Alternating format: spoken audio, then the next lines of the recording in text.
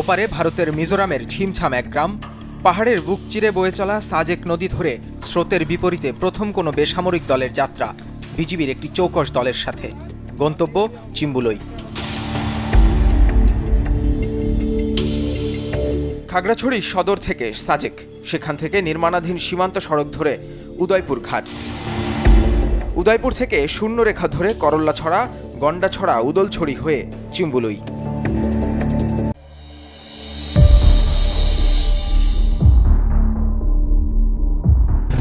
Camp চিম্বুলি, এখানে আসতে প্রায় 7 দিন সময় লেগে যেত। সকালবেলা আমাদের খাবার পানির পাহাড়ের নিচে 500 ফিটের মধ্যে নামতে হয়। বেশ কয়েকটা বিউপিতে হেঁটে যেতে লাগে 6 দিন। সো অনেক সময় এরকম হয়েছে যে অনেকের বাবা মা মারা গেছে, কিন্তু তাকে নামানো যায় না। সবসময় নেট পাই না, কোনোদিন যোগাযোগ হয়, কোনোদিন হয় না। আমরা যখন বাড়িতে যাই তখনই আমাদের ঈদ। শারীরিক কষ্ট গায়ে লাগে থাকে না। যদি মনোবল উঁচু থাকে তাহলে কোনো কষ্ট গায়ে লাগবে না। দেশের 1 ইঞ্চি মাটিও আমরা ছাড় দেব না কাউকে।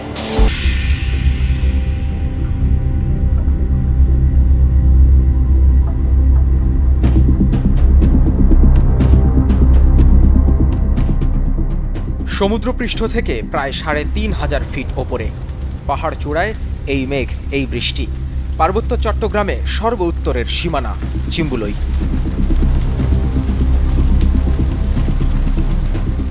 96 কিলোমিটার সীমান্ত আমরা পাহারা দিচ্ছি। সেটা স্বাধীনতার পর অরক্ষিত ছিল। 13-14 সালে আমরা প্রথম এই সীমান্ত রক্ষার জন্য এই জায়গায় আমরা যাই। আস্তে আস্তে আমরা বিভিন্ন বিওপি অকুপাই করে আমরা এই দুর্গমতম এলাকার এই সীমান্ত আমরা রক্ষার জন্য মোতায়েন হই। 9 থেকে ভিক্টোরিয়ান বিরতি। আমরা ক্যাম্পের নিচু থেকে ক্যাম্পে আসতে আর হয়তো 1 ঘন্টা 20 মিনিট থেকে 25 মিনিট লাগতে পারে বেরোতে। বেশ কয়েকটা বিউপিতে হেঁটে যেতে লাগে 6 দিন।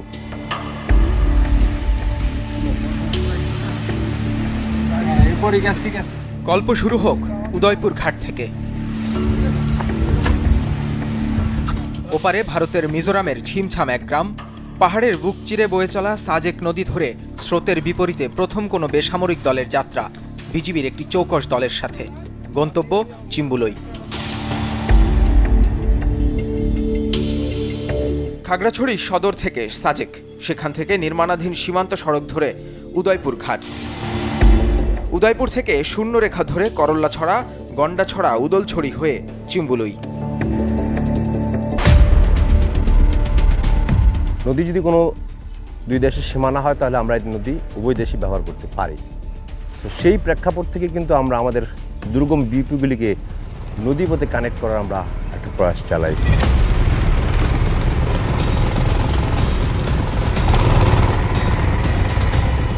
গত বছর অক্টোবর মাসে আমরা প্রথম নৌকা দিয়ে আমরা এই নদীপথে যাত্রা করি।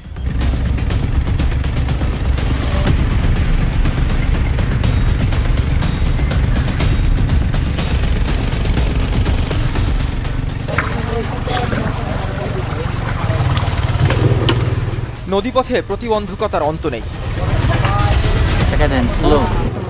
কখনো নৌকা ঠেকে যায় তলদেশে, ঠেলে পার করতে হয় হামেশাই।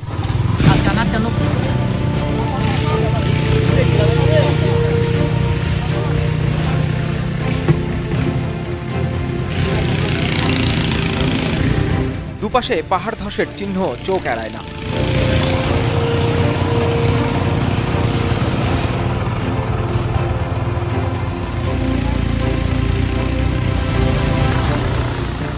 আগে ক্যাম্প চিম্বুলি, ওখানে আসতে প্রায় 7 দিন সময় লেগে যেত। এখন আমরা 1 দিনই আসতে পারি।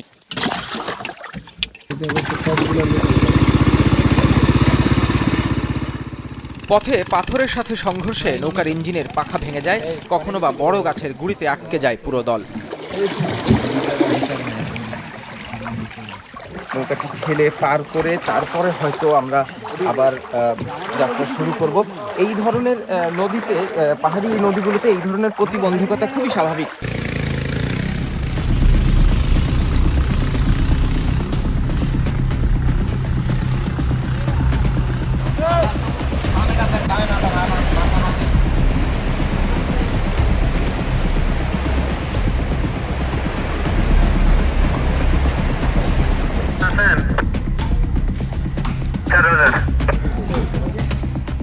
কখনো পাথুরে নদীর জলে আটকে যায় নৌকা, যাত্রায় কখনো বাধা দেয় ধসে পড়া বাঁশঝাড়।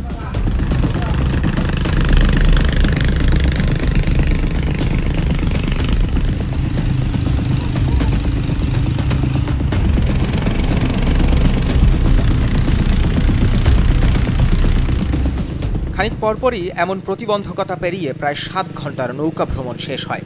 গন্তব্য তখনও অনেক দূর। প্রায় 3 থেকে 4 ঘন্টা হেঁটে উঠতে হবে এবং এখানে সেই অর্থে প্রচলিত কোনো রাস্তা নেই, যেহেতু এখানে কোনো জনবসতি নেই, ফলে শুধুমাত্র বর্ডার গার্ড বাংলাদেশে যে সদস্যরা আছেন তারা এই রাস্তাটি মোটামুটি আবিষ্কার করেছেন বলা যেতে পারে, এবং এই রকম পাহাড়ি রাস্তা দিয়েই আমাদেরকে উঠে যেতে হবে।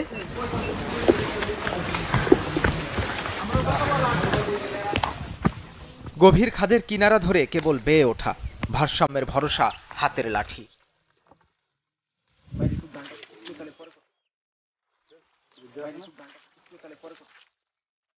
দেড় পৌনে 2 ঘন্টা হেঁটে বেশ কয়েকটি পাহাড় ডিঙিয়ে তারপর একটি মিড পয়েন্ট করা আছে, সেখানে গিয়ে খানিকটা বিশ্রাম করব, তারপরে আবার হাঁটা শুরু করব।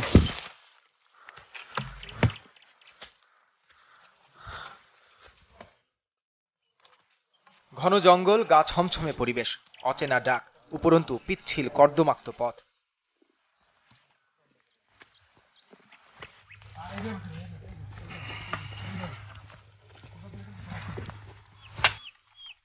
ঘণ্টাখানেক পাহাড় বেয়ে ওঠা, তারপর আরো 1 ঘন্টা নেমেই পাওয়া গেল একটি ছড়া।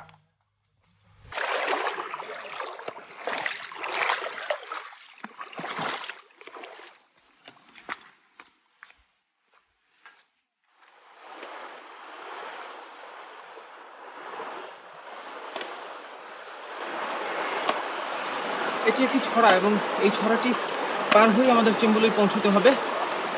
এই রাস্তা তো নয়, এই ছড়াটি এবং তার আশেপাশে যে পাড়গুলো আছে প্রচন্ড পিচ্ছিল।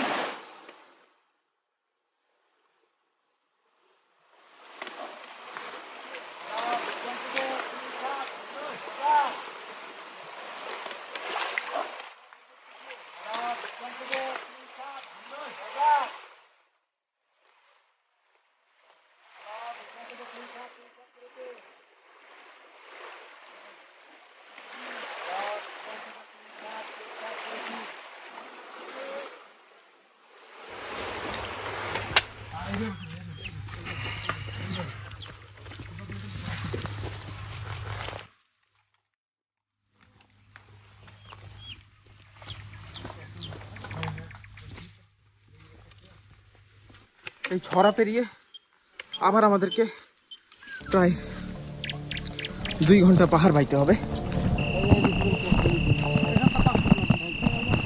ততক্ষণে পশ্চিম আকাশে ডুব দিয়েছে সূর্য। 4 ঘন্টা পর চিম্বুলইয়ের চূড়া।